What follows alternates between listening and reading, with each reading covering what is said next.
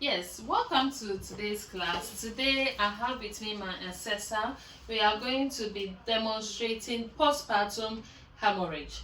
So with the postpartum hemorrhage, it's going to be a full mannequin. Either the baby will already be doing the skin to skin, or I don't know, but we are anticipating something similar. So this is how I want my demonstration to be. So with the management of the PPH, I'm going to give out a scenario. In the examination, you will wear your apron and gloves, which is not timed, and it is not part of the marking. It's one of the preparations you have to do before you start your assessment. So with this one, I am going to wear my apron and gloves, then I give out the scenario, then I demonstrate it as well. It is 8 minutes, so my assessor will also start the time for me, and we will demonstrate everything. So assuming you've successfully delivered a patient, and baby is already having skin to skin cuddling with the mom nicely and calmly, you've also successfully delivered the placenta, and unfortunately you realize the mother is bleeding and 500 mils have already been measured. What will you do? So my assessor will start the time, then I will start with my management. 8 minutes, time starts now. Helen, congratulations on the birth of your baby. Unfortunately, you are bleeding way too much. This is an emergency. I need to pull the emergency buzzer now. Pulling the emergency buzzer. Code 222. Can I have in the room the consultant, the registrar, the pediatrician, the consultant, the registrar, the theater team, the blood bank. We need to inform the blood bank, the scribe, other support workers and midwives. So we have obstetric emergency for postpartum hemorrhage, and this could be caused by tone trauma, tissue, and thrombin. Helen, I'm just going to support you to lie backwards. Is that okay? I need to take baby away from you, and don't worry, I'm just going to put baby safe in the cot. Is that okay? So I put baby safe in the cot, wrap baby. Helen, we are going to commence high flow oxygen for you using a non-rebreather mask. So I'm going to commence high flow oxygen. Then Helen, I'm also going to assess your placenta.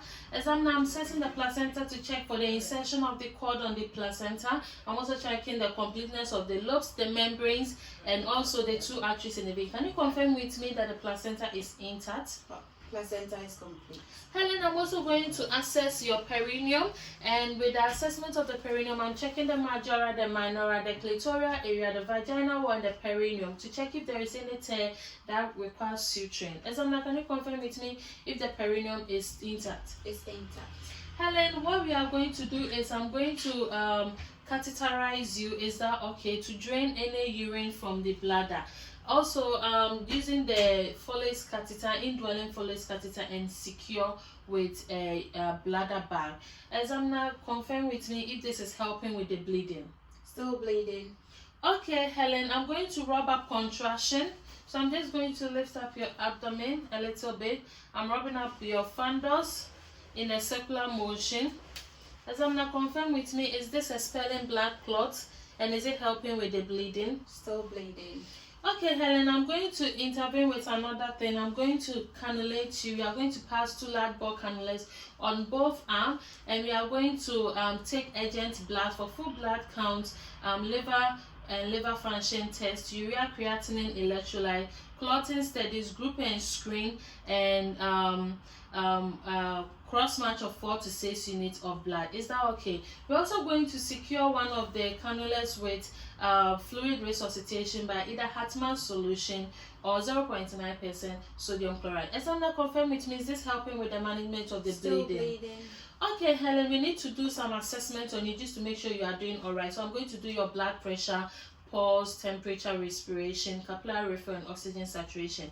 I'm also ruling out for any signs of shock, that is systolic blood pressure less than 100 mmHg, tachypnea greater than 30 cycles per minute, and tachycardia greater than 100 beats per minute. Examiner, confirm with me, is there any signs of shock? No signs of shock. I'm also checking for capillary refill greater than 2 seconds. Is that present? That's present. Okay, so Helen, there's no sign of shock, so I'm going to move on to the next thing, which is to give you some medications to intervene. So we are going to consider second dose of your syntocinon, egometrin, or symptometrin. However, I'm not happy to give you egometrin or symptometrin if your blood pressure is high, as this causes rise in blood pressure. If the bleeding has not stopped, we may consider oxytocin augmentation and also carboprost and misoprostol if bleeding has not stopped. If bleeding has not stopped, we will intervene with tranexamic acid, and if you have consented to be transfused, we will use blood transfusion at a point. Examiner, can you confirm with me if any of this medication is helping with the bleeding and has the bleeding Still stopped? bleeding. Okay, Helen, you have to consider other maneuvers, so I have to perform what we call the bimanual compression of the uterus. With this one, I'm going to, is it okay to expose you? That's fine. Okay, so I'm just going to lift you up, then I'm going to flex your limbs. Is that okay? Just going to support you flex your limbs. Pardon me, my dummy is not a flexible one, so assuming I flex the limbs. So I'm going to go in, gain vaginal access by crunching my fingers together and make a fist at the anterior wall of the uterus.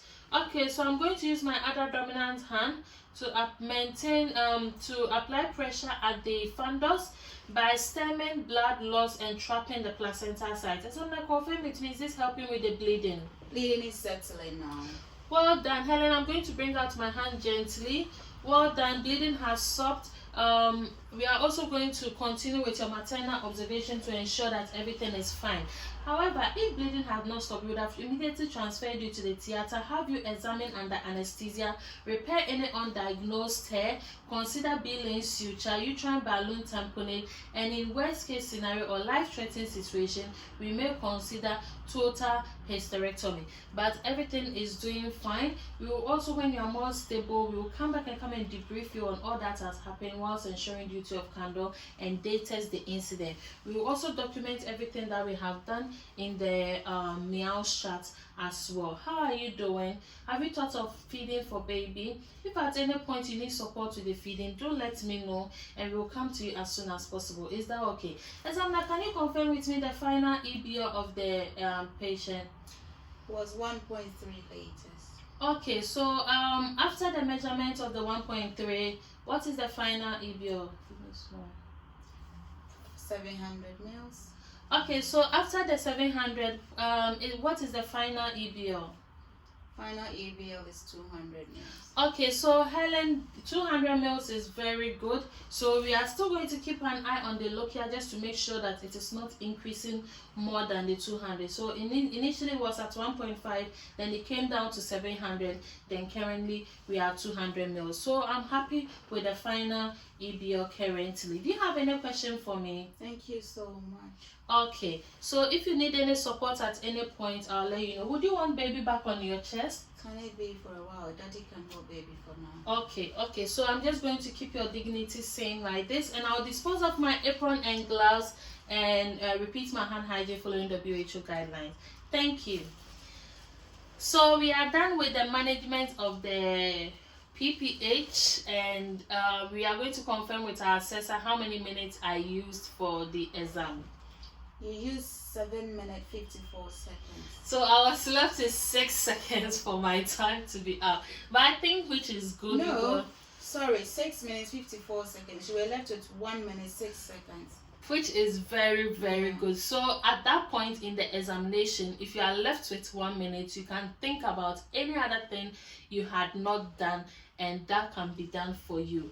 So yes, that is how to demonstrate PPH. So with the PPH, there are only two things which is hands-on, which is the bimanual compression of the uterus and the rubbing up the contraction and the bimanual compression of the uterus. These two are demonstrated, but the rest is verbalization, because you cannot do cannulation and all those within 8 minutes. They just want you to talk about what you would have done in your situation. And as we said, we'll be calling the multidisciplinary team. So all these two teams will come together to do bits and pieces in order for the management to be successful.